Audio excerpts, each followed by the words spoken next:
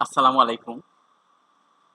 আমি হাবিবুর রহমান হাবিব, সহকারী শিক্ষক, আজাদ চৌধুরী একাডেমি থেকে সবাইকে অনেক অনেক শুভেচ্ছা ও অভিনন্দন জানাচ্ছি। সুপ্রিয় শিক্ষার্থীরা, আজকে আমি তোমাদের মাঝে এমন একটি গুরুত্বপূর্ণ বিষয় নিয়ে হাজির হয়েছি।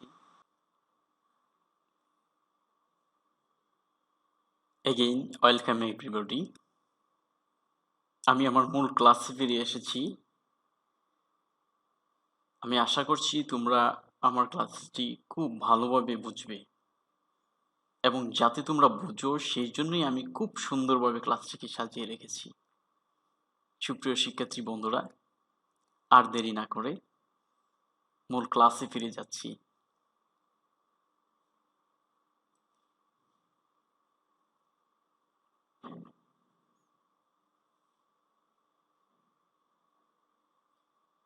Today we discuss very important subject which is verb. সুপ্রিয় শিক্ষার্থীরা, তোমরা অবশ্যই ভার্ব কি তা কিন্তু তোমরা নিশ্চয়ই জানো। তারপর আমি তোমাদেরকে ভার্বটাকে একটু পরিষ্কারভাবে বোঝার জন্য আমি একটা ডেফিনেশন বলছি।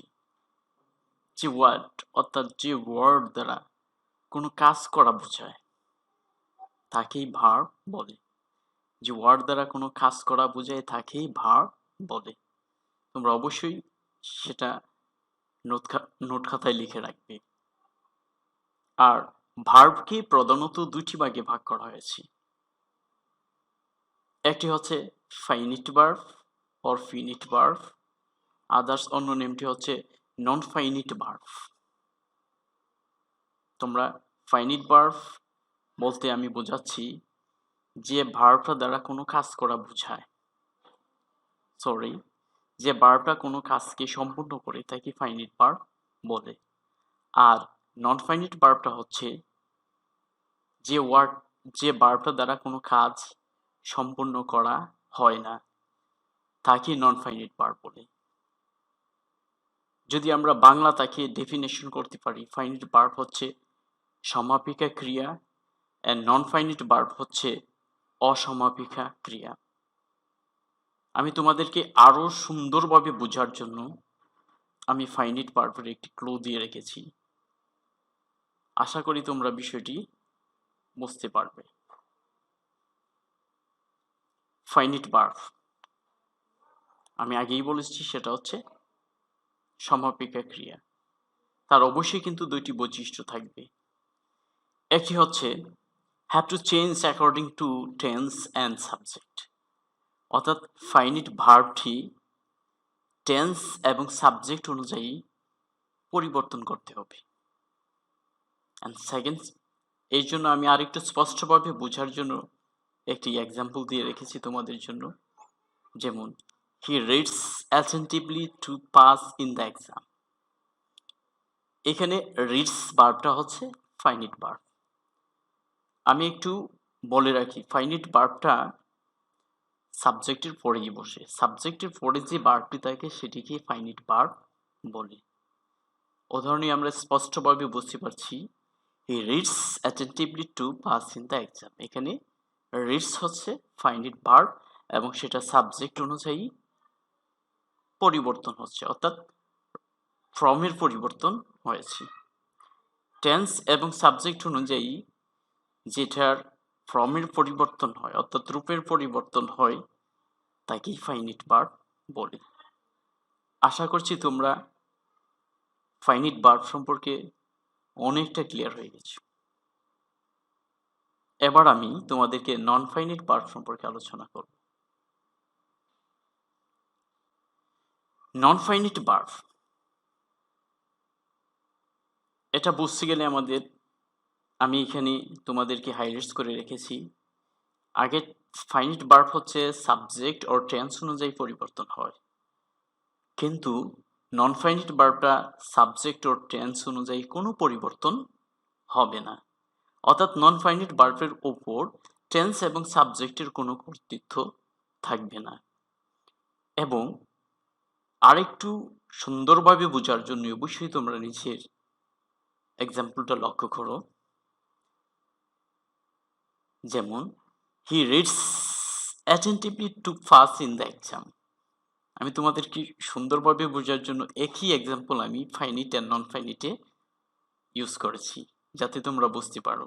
এখানে to pass in the exam, to pass হচ্ছে non finite verb. To pass non finite verb, অর্থাৎ সাবজেক্ট প্লাস ভার্ব ভিন্ন অন্য যে ভার্বটি থাকবে সেটা হচ্ছে নন ফাইনিট ভার্ব। একটি কথা তোমাদের অবশ্যই মনে রাখতে হবে, নন ফাইনিট ভার্বের উপর টেন্স এবং সাবজেক্টের কোনো প্রভাব বিস্তার করবে না, অর্থাৎ যেটা সাবজেক্ট এবং টেন্স অনুযায়ী কোনো পরিবর্তন হয় না সেটাই হচ্ছে নন ফাইনিট ভার্ব। আমি নন ফাইনিট ভার্বকে অবশ্যই আরো সুস্পষ্টভাবে বোঝার জন্য ক্লাসিফিকেশন দিয়ে রেখেছি। নন ফাইনিট ভার্ব তিন প্রকার, একটি হচ্ছে ইনফিনিটিভ, আরেকটি হচ্ছে জেরান এন পার্টিসিপল। তো বন্ধুরা আমি কি বলছি, অবশ্যই তোমরা স্ক্রিনে দেখেছো নন ফাইনিট ভার্ব তিন প্রকার, ইনফিনিটিভ, জেরান এন্ড পার্টিসিপল। চটপট তোমরা মুখস্থ করে পেলো নন ফাইনিট ভার্ব তিন প্রকার। আমি এবার নন ফাইনিট ভার্বটাকে আংশিক বোঝার জন্য, মানে তোমরা যাতে বুঝতে পারো যে ইনফিনিটিভটা কিভাবে চিনতে হয়, জেরানটাকে কিভাবে চিনতে হয়, পার্টিসিপলকে কিভাবে চিনতে হয়, আমি একটা জেনারেল স্ট্রাকচার দিয়ে রেখেছি।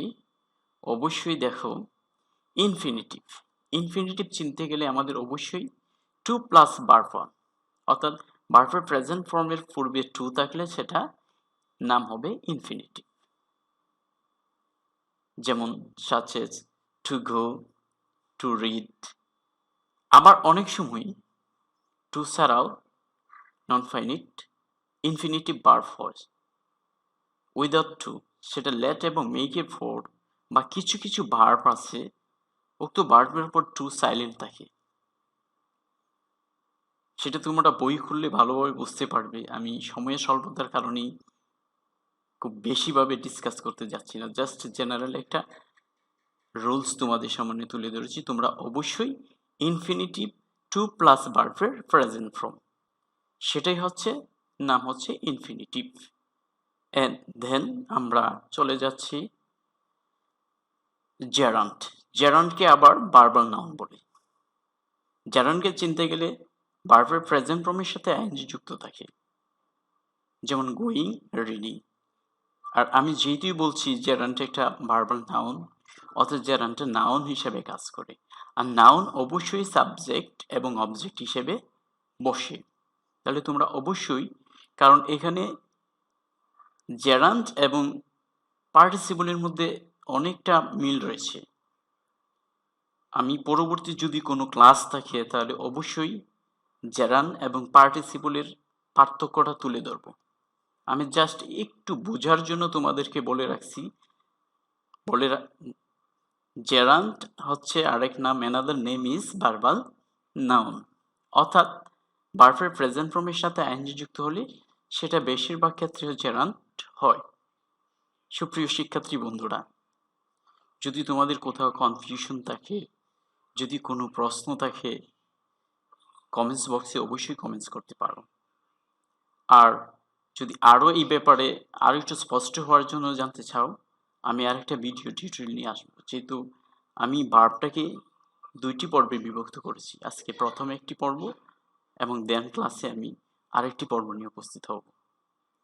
তো শিক্ষার্থী বন্ধুরা, আমি আরেকটা তোমাদেরকে বোঝানোর জন্য রেখেছি, সেটা হচ্ছে পার্টিসিপল। পার্টিসিপল আমরা নর্মালি বুঝি ভার্বের ফার্স্ট পার্টিসিপল, সেটাকে আমি তুলে ধরেছি। পার্টিসিপল আমার কিন্তু তিন প্রকার, সেটা কিন্তু আমি আজকে উপস্থাপন করিনি, কারণ পার্টিসিপল এবং জেরার নিয়ে আমি আরেকটি টিউটোরিয়াল তৈরি করব।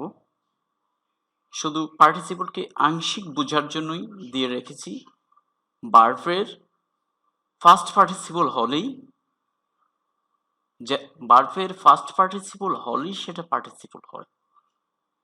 যেমন উদাহরণ রেখেছি গোন, রেড। আশা করি এই সংক্ষিপ্ত পরিসরে তোমরা আমার লেসনটি বুঝতে পেরেছ। যেহেতু এটা আমার ভার্ব সম্পর্কে ফার্স্ট টিউটোরিয়াল অর্থাৎ প্রথম ভিডিও, তোমরা যদি জানার কিছু থাকে রিকোয়েস্ট করে রেখেলে আমি নেক্সট ভিডিওতে বিস্তারিত দিব। তোমাদেরকে বোঝার জন্য অবশ্যই আমি আরেকটি হোমওয়ার্ক রেখেছি, খুব ছোট্ট আকারে হোমওয়ার্ক রেখেছি। আশা করি তোমরা কমেন্টস বক্সে সেই কাজটা আমাকে জানিয়ে দিতে পারো। এবং বিশেষ করে আমাদের শিক্ষার্থী যারা আছো তোমাদেরকে আমি আহ্বান জানাচ্ছি, তোমরা আমার ক্লাসটাকে অবশ্যই কমেন্টস বক্সে আনসারটা দিবে এবং নাম রোল ক্লাসে দিতে অবশ্যই অ্যাটাচ করবে, যাতে আমি বুঝতে পারি যে আমাদের কোন কোন শিক্ষার্থী আমার ক্লাসের সঙ্গে যুক্ত হয়েছে। এবং অন্য যারা আমার শুভাকাঙ্ক্ষী আছে তারাও ইচ্ছা করলে কমেন্টস বক্সে আনসার লিখতে পারেন। আর আপনাদেরও যদি কোনো সমস্যা থাকে তাহলে প্লিজ আমাকে কমেন্টস করবেন, আমি অবশ্যই আপনাদের কমেন্টসে সাড়া দিব এবং যদি কোনো টিউটোরিয়াল থাকে তা বোঝানোর জন্য চেষ্টা করব। তো বেশি দেরি না করে ক্লাস শেষে যে কাজটা দিয়ে রেখেছি অবশ্যই কাজটা আপনারা করবেন। এবং পরিশেষে আমি আপনাদেরকে অনেক অনেক মহান আল্লাহ তাআলার দরবারে ফরিয়াদ জানাচ্ছি, আপনারা সবাই এই কোভিড-19 অর্থাৎ করোনার মহামারী পরিস্থিতিতে সুস্থ থাকেন, ঘরে থাকেন। আমি সেই দোয়াই আল্লাহ তাআলার কাছে করি, আপনারাও আমার জন্য দোয়া করবেন। সবাইকে আবারও অনেক অনেক শুভেচ্ছা জানিয়ে আমি আমার ক্লাসটা শেষ করতে যাচ্ছি। আল্লাহ হাফেজ।